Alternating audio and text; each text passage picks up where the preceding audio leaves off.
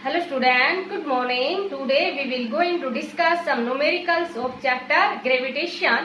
जैसे कि हमारे पास फर्स्ट न्यूमेरिकल है वो क्या दिया हुआ है, how does the force of gravitation between two object change when distance between them reduce to half.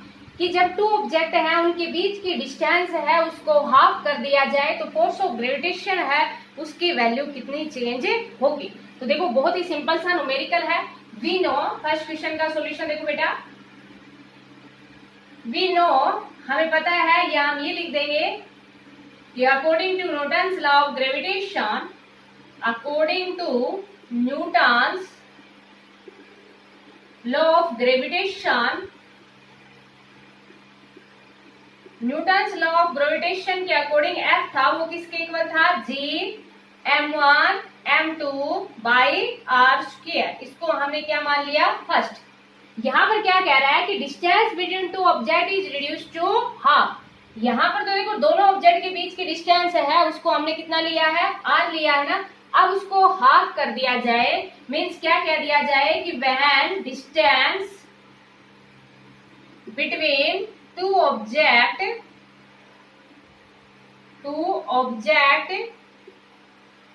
Between them reduce to half, इस तरह से लिख दें आप, between two object is reduce to half. Reduce to half means जैसे कि जो distance थी ना हमारे पास आर, उसको क्या कर दिया, हाफ कर दिया। समझ आ गया बेटा, आर की जगह कितना कर दिया, आर बाई 2। देयरफॉर एफ है ना, अब इसको हम किससे रिप्रेजेंट कर देंगे, एफ डैश से रिप्रेजेंट कर देंगे, क्योंकि यहाँ पर ये जो डिस्टेंस थी इसको हमने क्या कर दिया, हाफ। तो ये वैल्यू हमारे पास कितनी आ जाएगी, मास रिमेन्स अनचेंज्ड, मास के ऊपर कुछ भी इफेक्ट नहीं पड़ा ना, ओनली रिड्यूस किया है डिस्टेंस को। तो यहाँ पर हम क्या लिख देंगे, r बाई 2 का स्क्वायर। इसको सोल्व करेंगे तो देखो वैल्यू कितनी आ जाएगी, G m1 m2 divide by R square, और 2 का स्क्वायर करेंगे तो कितना आ जाएगा, ऊपर 4 आ जाएगा। तो यहाँ से हम क्या लिख देंगे, F dash is equal to 4। देखो बेटा ये G m1 m2 by R square किसके इक्वल है, एफ के इक्वल। तो यहाँ से देखो वैल्यू हमारे पास क्या आई कि force between them is equal to the 4 times of original force. Means जब ग्रेविटेशनल जो फोर्स है उसके ऊपर क्या इफेक्ट पड़ेगा, जब distance between them is reduce to half. तो जनरली यहाँ से हम क्या लिख देंगे, फोर्स बिकम्स 4 टाइम्स। क्या लिख देंगे, फोर्स बिकम्स 4 टाइम्स। समझ आ गया बेटा कैसे करना है आपको। जैसे कि फर्स्ट क्वेश्चन है, इसकी यहाँ से कंप्लीट स्टेटमेंट उतारोगे, उसके बाद में ये सॉल्यूशन करोगे, आपको समझ आ गया होगा। और अगर मान लीजिए जैसे फर्स्ट टाइम आपको समझ में नहीं आता तो आपके पास वीडियो होती है, आप जितनी बार चाहो उतनी बार आप देख सकते हो, तो समझ आ गया होगा। सेकंड क्वेश्चन देखो बेटा, सेकंड क्वेश्चन में देखो हमारे पास क्या कह रहा है कि gravitational act on all object in proportion to their masses. जैसे अभी हमने देखा था कि ग्रेविटेशन है वो प्रोपोर्शनल है किसके, मास के। हम पहले को रफ कर देते हैं, gravitation act on all object in proportion to their mass. अभी हमने लिखा था ना कि F is equal to G m1 m2 by R square. Means according to Newton's law of gravitation force है वो डायरेक्टली प्रोपोर्शनल होता है किसके, मासेस के। Why then a heavy object does not fall faster than a light object। कि मान लीजिए देखो यहाँ पर क्वेश्चन क्या है कि जैसे कि आप करके देखना कि अगर जो एयर का इफेक्ट है उसको नेग्लिजिबल कर देना, और एक हैवी बॉडी लेना और एक लाइट बॉडी लेना, और उनको सेम हाइट से आप फॉल करना, तो दोनों की दोनों सेम टाइम के ऊपर अर्थ के सरफेस के ऊपर फॉल होंगी। यहाँ पर क्वेश्चन यही कह रहा है कि why then a heavy object does not fall faster than a light object। क्योंकि न्यूटन्स लॉ ऑफ ग्रेविटेशन के अकॉर्डिंग तो क्या था, फोर्स है वो डायरेक्टली प्रोपोर्शनल है ना मास के। अगर मास ज्यादा होगा तो फोर्स ज्यादा लगेगा, इट मीन्स उस बॉडी को जल्दी आना चाहिए। लेकिन यहाँ पर क्वेश्चन में ये कह रहा है कि हैवी बॉडी है वो जल्दी क्यों नहीं आती लाइट बॉडी के कंपेरिजन में। तो क्यों नहीं आती, क्योंकि देखो ग्रेविटेशनल है ना, ग्रेविटेशन वो तो प्रोपोर्शनल है देयर मास के। लेकिन यहाँ पर जब किसी भी बॉडी को जब हम फॉल करवाते हैं ना, तो वहां पर हमारे पास क्या एक्ट करता है, acceleration due to gravity act करती है। और एक्सेलरेशन ड्यू टू ग्रेविटी है ना, एक्सेलरेशन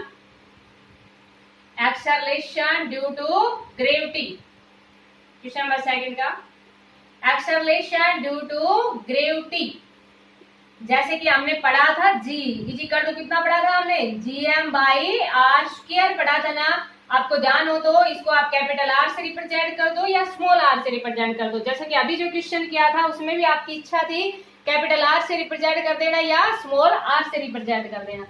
यहाँ पर देखो आपके पास क्या है कि gravitation act on all object in proportion to their mass, why then a heavy object does not fall faster than a light object.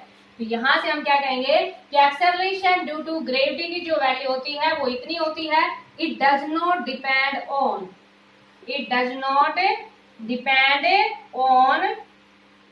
Mass of any object, कि कोई भी जो ऑब्जेक्ट है ना जैसे हैवी बॉडी उसके मास के ऊपर डिपेंड नहीं कर रही, ये तो किसके ऊपर डिपेंड कर रही है, मास ऑफ अर्थ के ऊपर डिपेंड कर रही है। यहाँ से हम क्या कहेंगे, does not depend on mass of A object, ये ऑब्जेक्ट के मास के ऊपर डिपेंड नहीं करती। इसलिए हैवी बॉडी और जो लाइटर बॉडी है वो सेम रेट के साथ सेम टाइम पे, मीन्स ऐसा नहीं होगा कि हैवी ऑब्जेक्ट है वो जल्दी आ जाए और लाइटर ऑब्जेक्ट है वो बाद में आए। तो यहाँ से हम क्या कहेंगे, does not depend on mass of an object, so heavy object and light object fall at a same time, so heavy object and lighter object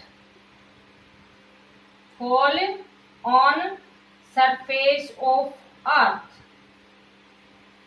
at same time।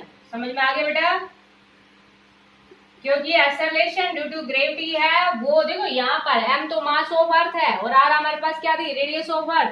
तो it does not depend on mass of an object, so light और heavy body है वो same time के ऊपर अर्थ के surface के ऊपर fall होंगी। समझ आ गया बेटा।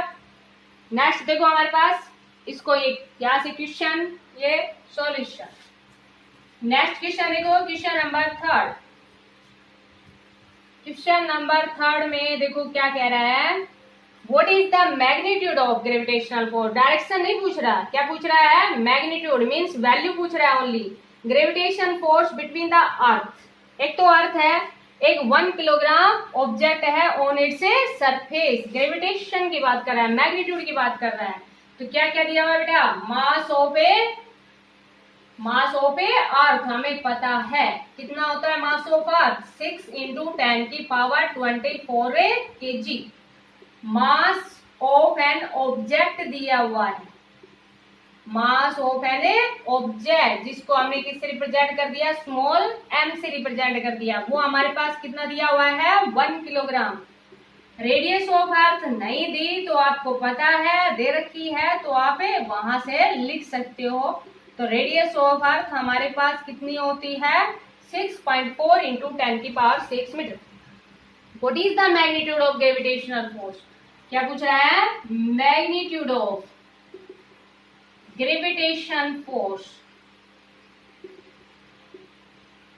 मैग्नीट्यूड ऑफ ग्रेविटेशन फोर्स पूछ रहा है, मैग्नीट्यूड में पूछ रहा है ओनली। तो क्या होता है बेटा फॉर्मूला, Gmm/r²। समझ आ गया। क्वेश्चन की स्टेटमेंट कंप्लीट उतारना, कंप्लीट नोट करनी है फिर नोटबुक में। तो यहाँ से देखो F is equal to G पता है आपको 6.67 इंटू 10⁻11 होता है। M मास ऑफ अर्थ दिया हुआ है, नहीं दिया तो आपको पता है।